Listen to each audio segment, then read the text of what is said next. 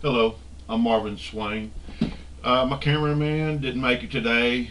He's no health problems or anything. Everything's okay. He just couldn't make it, so I'm having to do it myself. Um, First thing I want to show you are the sites. The top, truthofcreation.org, is we are in progress of building it, and it should be up by the end of this week. Today is April 2nd, 2013. So this will give you a base. By the end of this week, we'd like to start receiving some questions and hopefully some answers too. Also, you should find all the videos pertaining to this on YouTube under Truth of Creation videos. Also, by the end of this week, we hope to have Kickstarter up. So look into it. I hope you like it. I hope you like the ideas. Please feel free to send any ideas you can think of that pertain to the subjects we'll be talking about. Okay, thank you.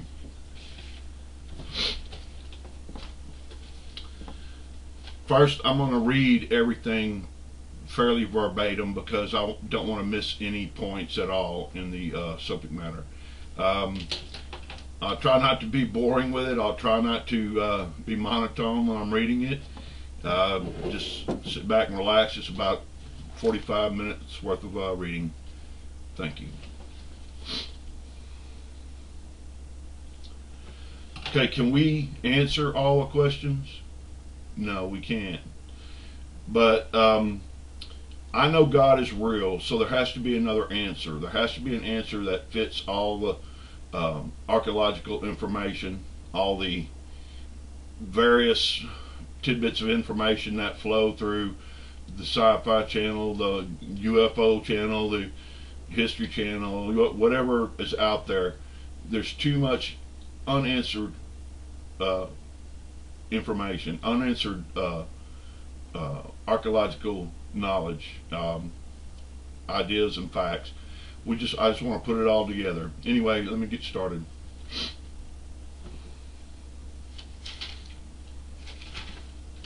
Truth of creation. The existence of God and confusing facts from religion and science. The beginning of creation from the mind of Marvin. My name is Marvin Swain. Hopefully this day finds you happy and healthy. I do hope so. I will not say all these theoretical conclusions are fact because that would be adding to the Bible. However, they are based on Bible teachings and what atheists claim are discrepancies, coupled with scientific findings that point to an earth which is much older than religion allows. Although theoretical, I believe them to be true. They are realistic conclusions to historical facts, some not recorded, some theory, some a mix of everything, really. Okay, so with that in mind, could the biblical Adam have been 14 billion years old when he died? The evidence seems so to me. The truth is there's only one truth for each subject, and that means only one truth concerning God and our history. It's not a matter of could it be, would it be, should it be. It makes me feel better. There's one fact, and that's the fact I'm after. And I believe it's the facts I believe. I'm after the truth, so I hope I do not offend people, but I have to state what I believe is the truth. I feel the truth of God crosses both science and religion, but with a more common everyday matter-of-fact feel than science and religion will have you think about it. We think about God in a surrealistic way, but I believe if anyone of us gets to meet God, it'll be like talking to your grandfather or your powerful, still strong great-grandfather. The Pope and Scripture concern themselves with scientific facts of history and Christianity for the sole purpose of bringing people to God through Jesus the Christ. I believe this is accurate, but it does not answer all questions the public see. All religions feel believing unconditionally in God is the right way to heaven, which I'm right there as a non-denominational Christian. I believe all this is true, but it seems there are a smattering of facts and histories which have kept secret by what seems to be or what amounts to a communist American government, which not legally, but it seems that way, that we're heading more toward a communist American government. The government would seem to be suppressing facts, which would change the status quo, which enables them to feed off the work and riches of the people everywhere, not just in America. And that means they promote evolution to convince people not to look for God, because if they found him, that might mean an end to their controlling our taxes and more. As with everything, it's not 100% of the government. It's not 100% of science. It's never 100% under these type of circumstances. The only 100% you can guarantee is God is real. The rest of it is a mixture of people fighting over this and fighting over that. And I know they ain't going to like it, but if you consider someone, a group of people who raises their salaries to $200,000 a year whenever our country is struggling. Okay, but anyway, that's off the main subject. I'm going to go to my original point. Atheist groups seem only to be interested in showing their hate for the love of God. I've had many experiences where people who didn't believe in my belief of God and Jesus were rude to God just to hurt me. Doesn't make a lot of sense to me. The theory of evolution is to give people doubt and causes the sin to mean little. People think, oh, I don't have to worry about it, so they just sin and do whatever they want, but you do have to worry about it. The Bible does not say we were made of stardust and honey, so if we're not people, if we're not, people will not believe in its words. People want to think we're extra special, the only thing in the universe. I don't believe we are.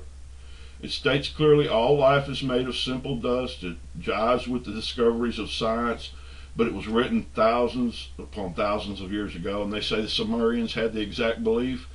You'll find that's in my beliefs also, that Sumerians were part of the Gentile races that were aboard Noah's Ark and went as the 7 clean animals that the atheists say is a discrepancy in the Bible versus the 2 pairs of animals. I believe that what I believe is unique. I'm sure I'm the only one on earth who believes it, so I'll ask you to take it with a grain of salt, because some of it's going to be hard and people won't like it. In secular writing or religious writing, I have found nothing that proves me wrong, but I want to find the truth of things concerning history and religion. I want to know if I'm right or wrong, because all I want is really the truth of what's going on.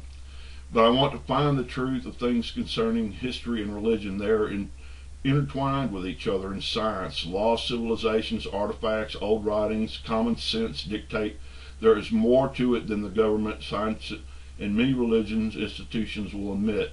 The reason they don't understand the artifacts or it takes them away from the lifetime of believing differently is, I believe, and I've voiced it many times, that specifically the government, the Smithsonian, and the archaeological field hide facts. That's what I've always heard, and I tend to believe it because there's a lot of specific facts people point to, like the 8 billion year old spheres that are obviously man-made or intelligently made and not a quirk of science. A lot of these point to what I say, 14 billion year old earth and God. I don't know, but I want to know and see the artifacts because it belongs to us all. We should all be able to see everything about this when it pertains to our lives, our souls' lives, and the rest of it. For myself and the sake of others like me, I want to set up a site that accumulates known facts about God, all things God, about what are called pagan gods and goddesses, sciences of old ages separate from modern science, artifacts, lost civilizations, cryptozoological animals, religious documents, and their meanings as you, the listener, see it. And I want everyone to give me what they think it means and why they think it means. Any category, the category of mystic, mythic, scientific, religious, anything any theory out there, porous or solid, send it. And hopefully we have enough room on the computer. All right. And if you can prove me wrong, that's what I want. More power to you. That's what it's about. I want to know if it's wrong. And if you can prove me right, more power to you also, because I want to know if it's right. But whatever you do it with facts. We can verify, because we will verify it ourselves, and it'll be important to us. You'll need to tell us where the facts are, who sent them, who wrote them. Remember, it's the theory of evolution, not the facts of evolution. And I know God is real for certain, so to me it doesn't mean anything to me. I welcome new theories, ideas, locations, and anomalies to look for, even to the point of Bigfoot's existence. Whatever you send to us, don't forget who announced it, found it, where it was found, who believes in them. Please don't send any rude or disparaging remarks. They'll be dumped, and hopefully no one will ever see them. And when you do send something, categorize it with your belief of category, like UFO, aliens, religious, mythical, technology, so forth. I'd love to receive information and graphs on the Vimanas of India surrounding the surrounding territories and legends in the area. If public interests are high enough, I will sponsor a site at Kickstarter.com. I plan on just doing that. Hopefully it'll be up by Friday. Okay, the title will be Truth of Creation, but overall. You'll look for Truth of Creation on anywhere you go to look for this stuff. I feel an 8-hour conversation with a 15-minute break every hour will give us 10 hours of conversation that will reveal much about our history and truth of God, and it's real. And that's for the video conference. I want everybody from around the world to go to Kickstarter.com and try to get on the conference. At least get in on the audience and listen. There will be an audience where they'll be able to voice questions, and we'll have a phone number that we'll give to people who sign up for it at Kickstarter. As we all know, there's about 7 billion people on the earth, so there's about 100 billion opinions. So I'll talk about my opinions and beliefs about the beginnings, how it's pertinent in the belief of the religion. If it's not pertinent as the belief or the beliefs in God, to me, the most powerful being, he's the most powerful being and the creator of the universe. It's detrimental that you believe in him to believe this. It's not detrimental that you believe in God or religion or anything to submit facts and state your beliefs. But please, beliefs are synonymous with facts. So the beginning, when God created the universe, bang. It sounds like the Big Bang is a description in Genesis of God's creation at the hands of God. It seems like God gave Moses, the story God gave Moses several thousand years ago. In the beginning, God created the heavens and the earth. The expanse was void, the heavens were void, all was a jumble and rubble, say science. It all seems the same story, the same thing in different ways and accurately. They match to me. They sound like it's a description of what God did. The Big Bang sounds reasonable to me. Science is verified creation to me. I believe they got it right, and they do not know the source. I just told them what the source is, so look for it in that direction. And for argument's sake, it's not a matter of choice to God whether you believe in him. It's an order. You don't get a choice. The only choice you get is whether you go to heaven or hell. So if you want to talk about choice, you better think of it that way. This talk, however, is not about God's rule as his life and his creation. It's about his life and his creation. The rules are in the Bible, so this is about something different. What has happened to cause no evidence which guides us to God? There is evidence of God out there, and we have to put it together. Now, I believe before I get to the repetitious, also on this, let me give you a few more things.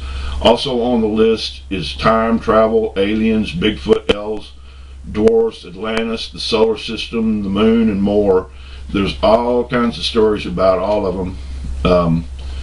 I believe that Atlantis could have met its departure or met its death at the time that Adam sinned. Let me tell you a little about me and why I believe what I believe. I can go into more background about me later. I'm a devout Christian. I believe all the Christian word. I don't go to church as much as I should go, but I love God and I love Jesus.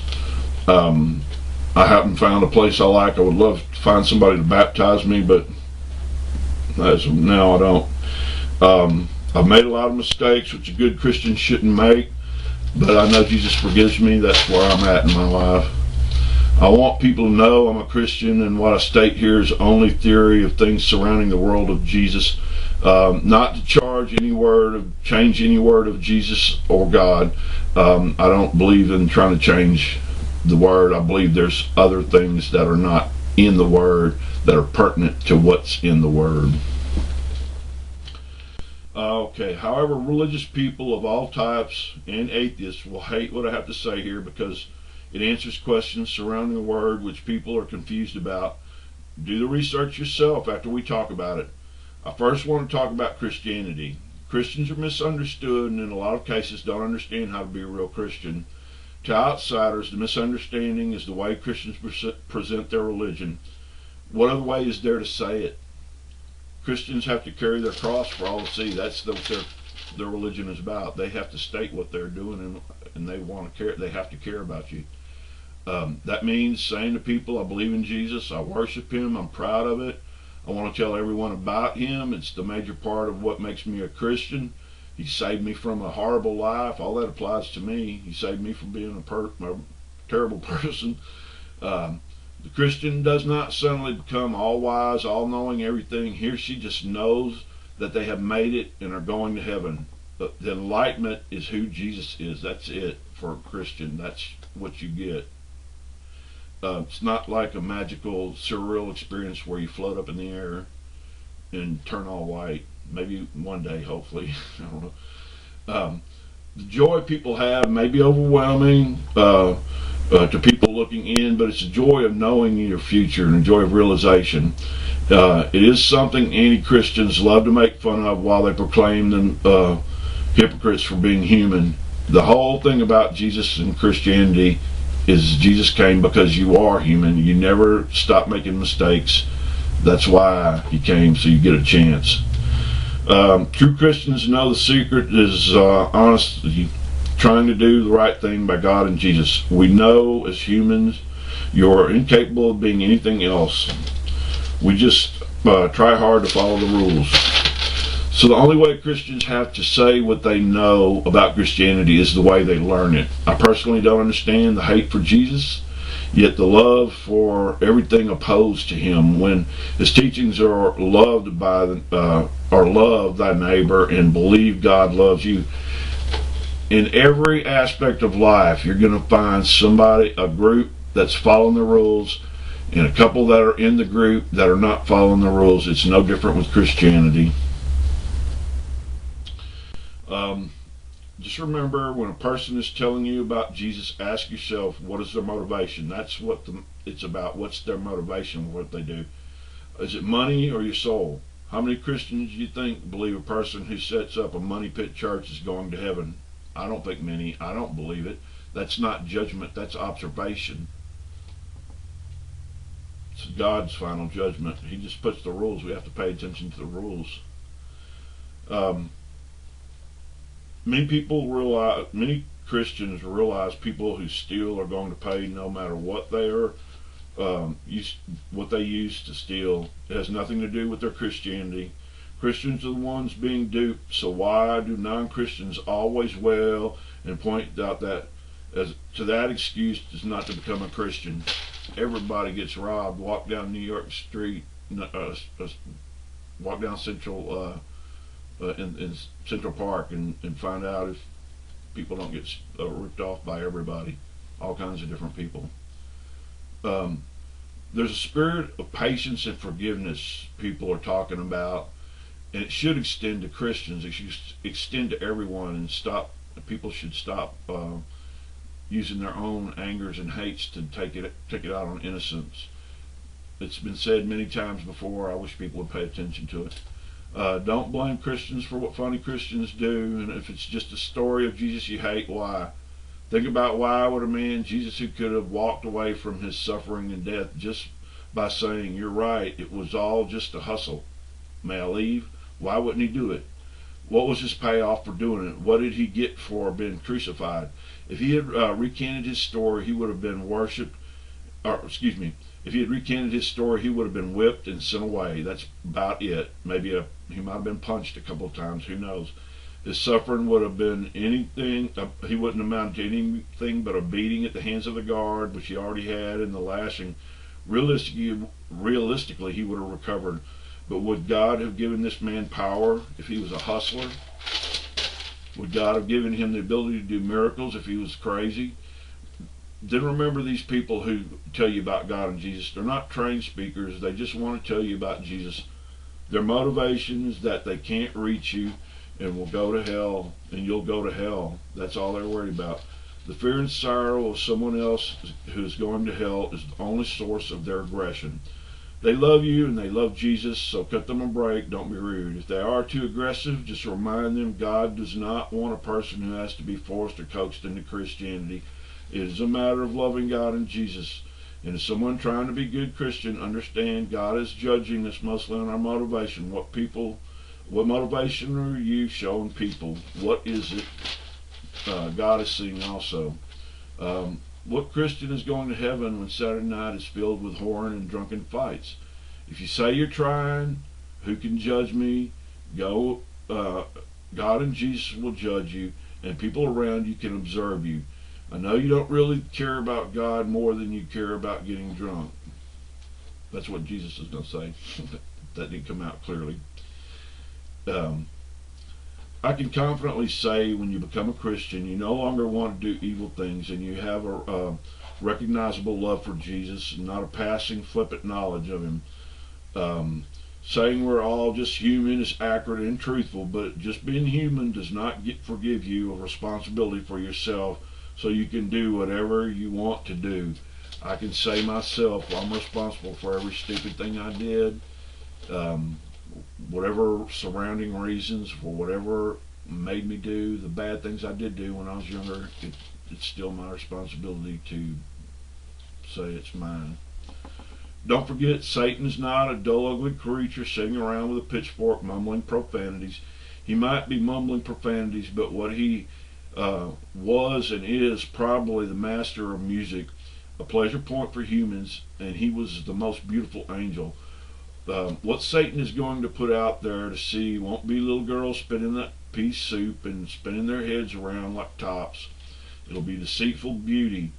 It'll be to lead you in the wrong direction. It'll be subtle, and it'll be a subtle concept that you'll accept.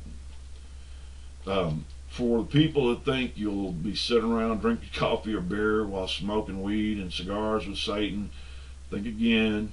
The Bible says you'll be in the hottest fire ever devised by God, and I believe it says that you'll be in this physical body for eternity under the hottest fire ever devised.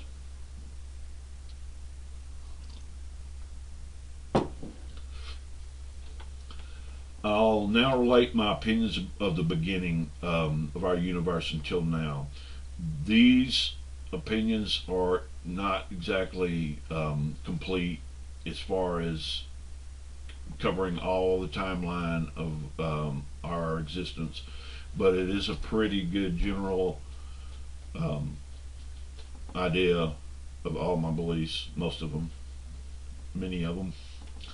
While I am reviewing this, think about the nature of man, how we destroy what we have built. Also think of how the earth recycles itself, at least its surface. It swallows up evidence of past civilizations and their ruins in more than one way. Alright, then give God the quality of being God. Give man the quality of being man, and separate them. God owns it all. God is God. Think about his power more than being a man. I believe science could be right about the earth being around 14 billion years old. If you believe in the all-powerful God, I do, who will give his children eternal life, Why would you have a problem with God who can keep a few people alive for a couple of billion years? Um, if you compare a billion years to eternity, it's like a week to a year, I'm sure, or a week to 100 years or whatever. Um, People of almost all religions believe in an eternal afterlife. Eternal, never ending, perpetual, time unending. Whatever the way you say it, think about it. The concept of forever. Consider a new highway going to planet Mars. The cars can go on forever, but they can only run at tops about 170 miles an hour. Next time you're on a 250-mile trip at a speed limit of 60, just think how it feels. Eternal is what it seems like. Think about thousands of years. Our biggest problem understanding the difference in God's creation and scientific conclusion is lack of information and communication. And in some cases, one person who sees something he does not understand, but he thinks he does, and he vehemently pushes it in a false idea for sake of notoriety. He may think it's true, but he doesn't have all the truth. It's a side piece to the puzzle that doesn't really make jive with the whole thing, in my opinion. A lot of it. And as for the story of God and creation, the Tower of Babel should give us reason to understand why stories of God are confused somewhat. How many languages and how many people did God create from the survivors of Noah's flood to confuse the history of the earth? And for more than, I'm not sure the exact time, but at least more than 3,500 years ago, for believing certainly never seeing God is the major issue. I hear that all the time. Well, where is he? I never see God. You cannot tell the most powerful being in existence to come down and show himself to you, or you won't believe in him. It ain't gonna happen. You can't expect President, I dare you to demand President Obama come down to your house, or you're gonna not believe he's in power. If you glorify yourself above him, you'll never see him. That's saying you're man, the greatest thing, the only intelligent thing in the entire existence of the universe. What I'm now going to say will sound absurd, but I think explanations are valid, and it connects many dots and facts from scientists to religion. I want to say one quick thing about judging people. We don't know who's going to make it into heaven, because when the time is over for them, even up to the last second of life, they could become a child of God by Jesus Christ. That is my belief. Jesus is the way. So you could do it by non-Christian views could be accepted by God's will if you just realize of who Jesus is. It's not that hard. So that's what God means by you don't excuse me. That's what God means by don't judge or be judged. It's by accepting God's will and his judgment. We can say, I know that person's going to be judged this way. It also, if it says, so that is what God means by, says don't judge or be judged, but it also says, by the same token, you shall know the tree by its fruit. And that's easy. Observation. You know the tree by its fruit. We can observe someone. We all are religious people in a way. So we kind of have a personal belief of what it actually is. Unlike everyone, in general, it's the same. Pardon me. I'll be right back.